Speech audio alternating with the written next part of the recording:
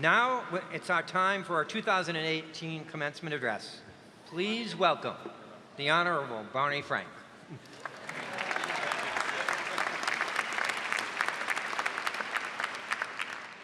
Thank you, Chancellor. I am very happy to be here.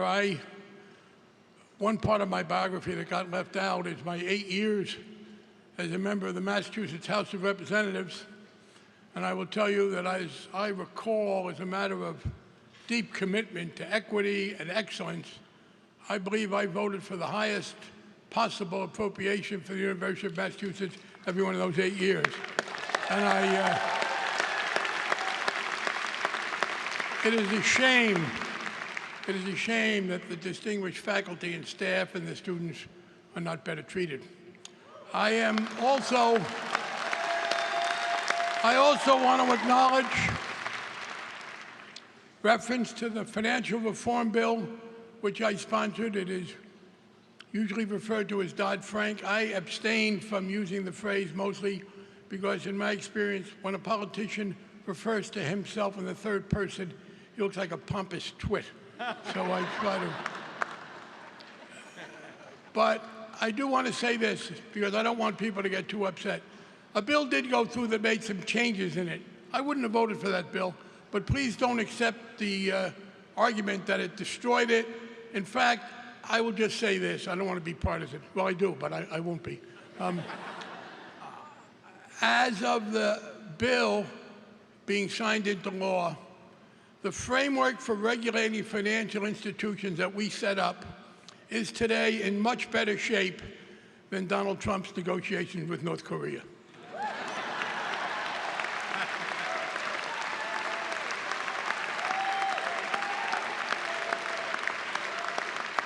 I also want to acknowledge my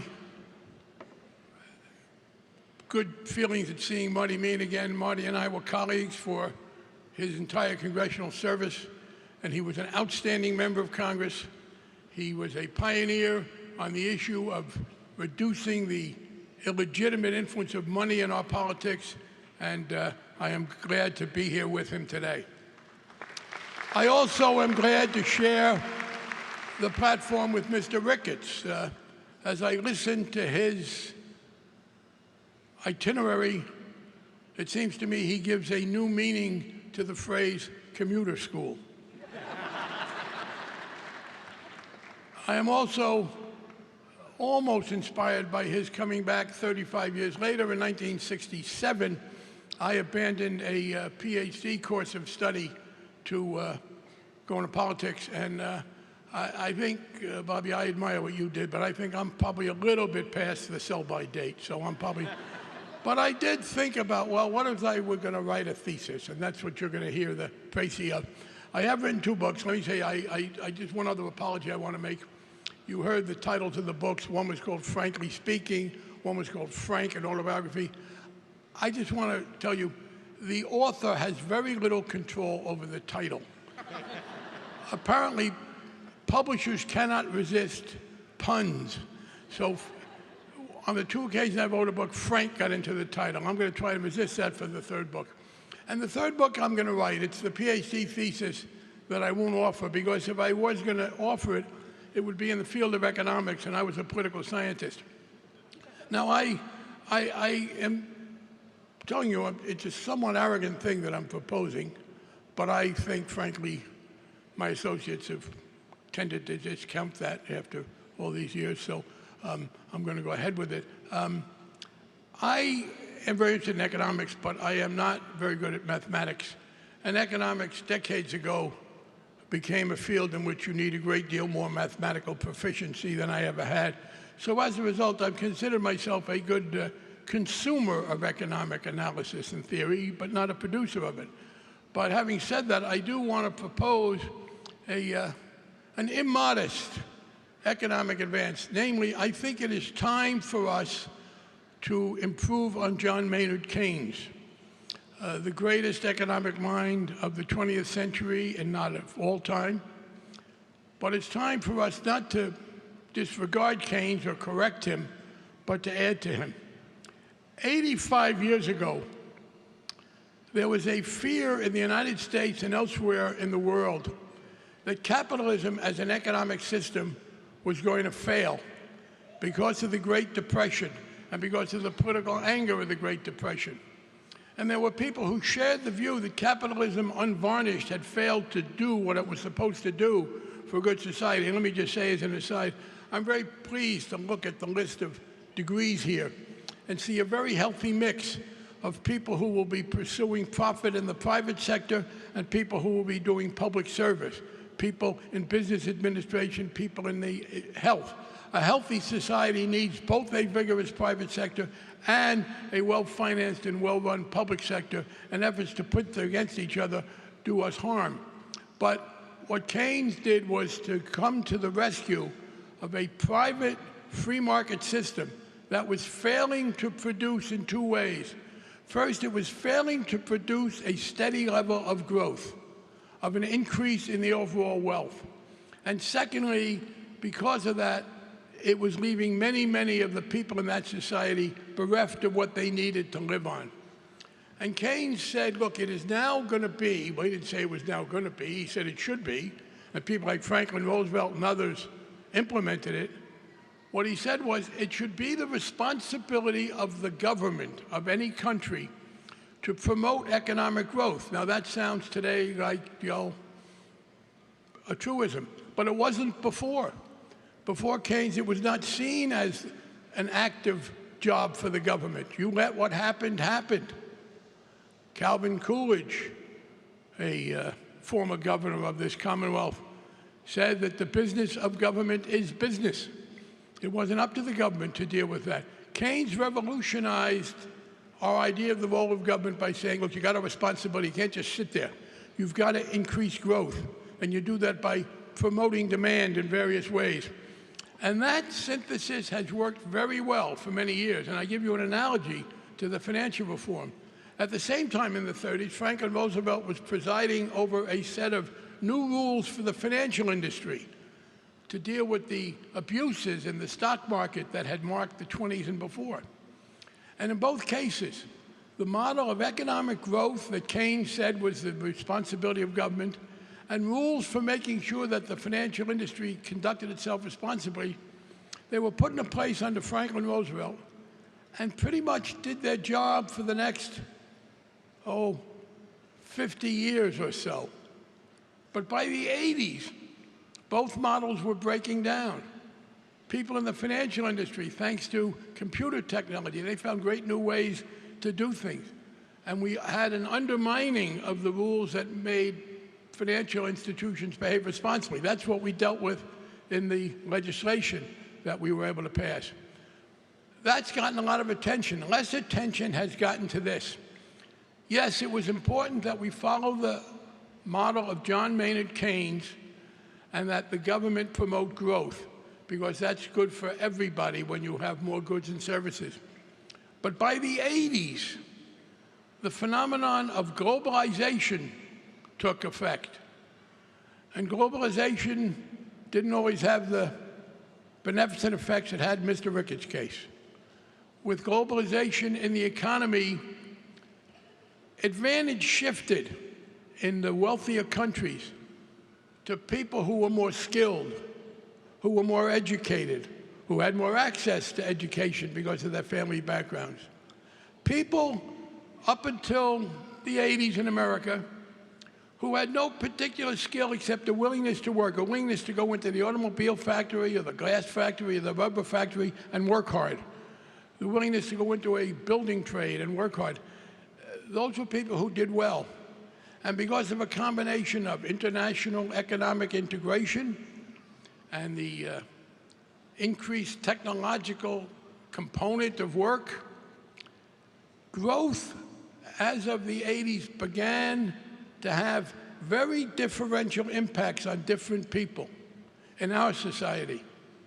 If you were highly educated, if you were skillful, if you had access to that kind of training, you did better and better. But if you were someone who had not had access to the training or who, frankly, just weren't very good at it, and there are people of different skill levels, and people who are very skillful should be rewarded. But the penalty for not being very skillful in certain ways shouldn't be that your family goes hungry or that you lack the basics. A decent society can do better. Those who, like yourselves, have the skill to improve your capacity, have the skill to get the kind of education that you will turn into a good income. I don't think you should begrudge, and I don't suggest that any of you do. Yeah, probably 2, 3. But you should not begrudge sharing some of your increased wealth with your less fortunate, less well-endowed colleagues and fellow citizens. So the time has come, and it is clear. Growth today in the wealthy society, in the poor societies, growth is sort of an unmitigated good. You don't have that differentiation of the highly skilled and the less skilled, and the highly skilled are a small fraction.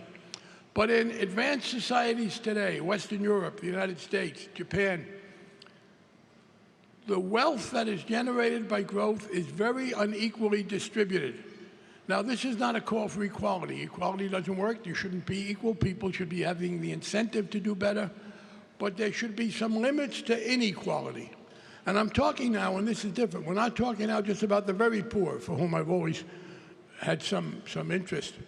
But we are now talking about people in the lower middle class, working class, hardworking people who have no particular skills suited to this modern technological age and are unlikely to get them. By the way, maybe I'm being too pessimistic. Maybe every 20-year-old can get them. But there are 50-year-olds working today in mines who are not going to become computer programmers no matter how much training they are given. There is a whole generation of people who are in occupations away from which the momentum has shifted, which was a very awkward phrase. What we need to do now is to add to Keynes. Yes, government should continue to have the responsibility of promoting growth. But in addition, it has to be a responsibility of national governments in America and Europe and Japan and other developed societies to work against the tendency of the free market left to itself to give all the wealth to a few and leave most of those vulnerable. And by the way, for those who aren't persuaded by the sense, I believe, of public commitment, that's why you're here, that's many of the programs you take. But this is in the self-interest of many of those people who would be deemed conservatives who would disagree with me. Look at what happened in the recent elections. Many of these are people who want to see more integration. They think globalization is good, and it can be good if its proceeds are distributed well. They want trade, and they want immigration, and they want openness, and they want people to be able to go across the borders to get the education, both for themselves and educate their colleagues. But that is not going to happen if we are not able to do a better job in fairness. Large numbers of citizens will not continue to vote to put in power governments that promote growth without paying attention to the negative impacts of that growth on fairness. And the most recent example of that was Italy. And if you listen to the most sophisticated people, they don't like the government that's going to be coming in Italy. It's against these kinds of international cooperation. But the Italian people voted for it because they have been suffering from this same pattern of growth not being fairly shared. Obviously, I think that was true of America. It was true in England. Now, many of my ideological friends have addressed this question of an electorate that is too angry, of an electorate that is rejecting people who seem different, that is rejecting the very things that could make us all better off. And I agree that that's a problem. But too many of my friends have come up with a very interesting way to deal with that. They want to talk them out of it. I read books and articles by many of my liberal friends, and they give lectures to the people who voted in ways that they don't like. Marty and I spent a lot of time with voters. I don't think either of us ever tried to talk angry people out of what they thought was in their interest without responding to their real problems. You know, I first ran for office in 1972. We had a very crowded fundraiser. A man fainted. And one of the doctors in the audience ran over to help him out, but he turned out to be a psychiatrist. By the way, I represented the city of Newton, which has literally a statistically significant percentage of all the psychiatrists in America. I mean, I had major interest groups in my district. I had fishermen in New Bedford and psychiatrists in Newton. And fishermen were easier to deal with.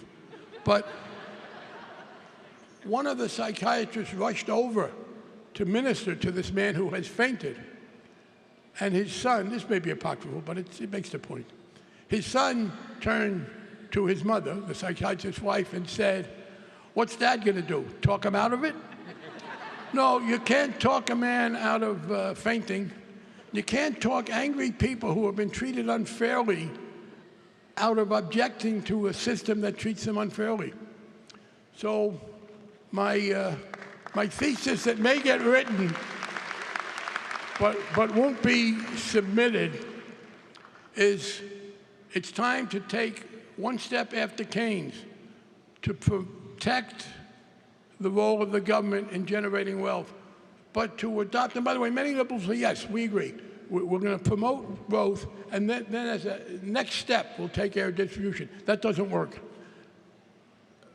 Mitigating against the tendency of a modern, technologically advanced, globalized society to increase inequality has to be an equal task with promoting the growth. It can't be a two-step. And if it is, the people who are being hurt, the people who are not being able to share fairly, will shut the whole thing down.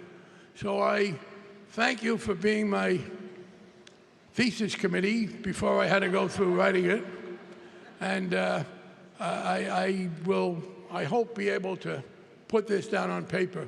But I found it particularly relevant to use this opportunity, frankly, to stretch it out, speaking to an important public institution. You're part of government. That doesn't mean the government always responds as well as it should. But this is an important government institution that illustrates at its best what we as a people can do if we use government for the appropriate purposes. It works very well here, and I want to extend that more broadly in our economy in the name of fairness. Thank you.